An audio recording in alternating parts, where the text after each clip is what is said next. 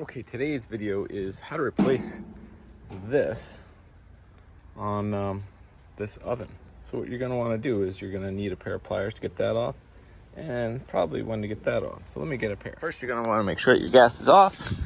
You could disconnect it down there, but what we're going to do is we're going to take this pair of channel locks and we're just going to put that right on there like that, and look at how easy that was. And then we're going to just put it on there. Now we can do them both by hand. So remove this, put it down, and remove this. Now I couldn't find my receipt for this, so I couldn't register this product, so I had to pay, oh look, that was interesting. I had to pay $25 plus shipping for this new one. Well, let's see how that works. We'll just put that on. You're just going to go snug with it, and then take your channel locks and go just a little further so that it's nice and tight. You want to insert that little gasket back where it was if it falls off before you put that on, and then tighten it up. If you push it in, then you can screw it better like that, and it's tight. There we go. Started it up. It's at 0.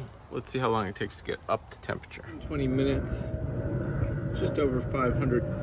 When I first got it, it would get all the way up to 750. And so that's why I thought it was the regulator. But this doesn't seem to be pumping it out. If you look inside here, like the flame it's going nicely, so maybe we'll give it some more time.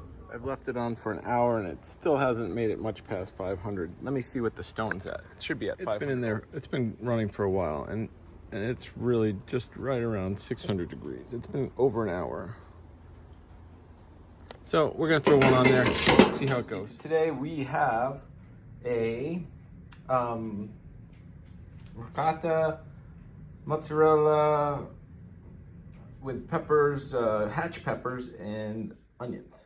It's holding pretty steady. I played with this and it's just staying at 500. So we're gonna throw this in there.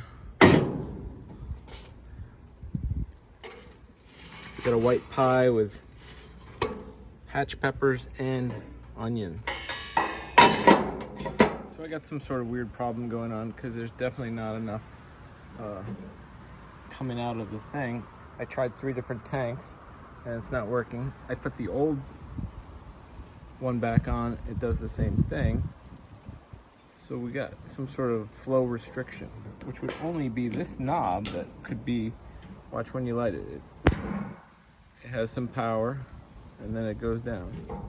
Okay, even though it's not working right, it does look pretty nice, and I'm gonna go eat it and it's gonna be delicious.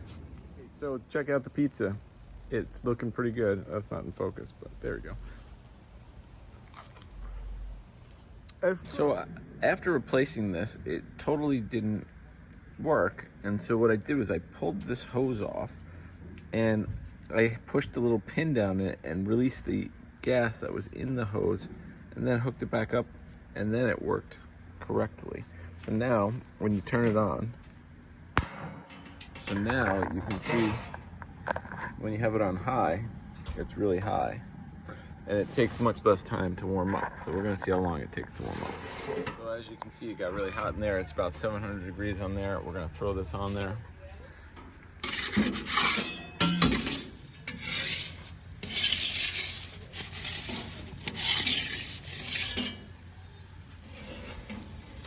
That's ready to come out.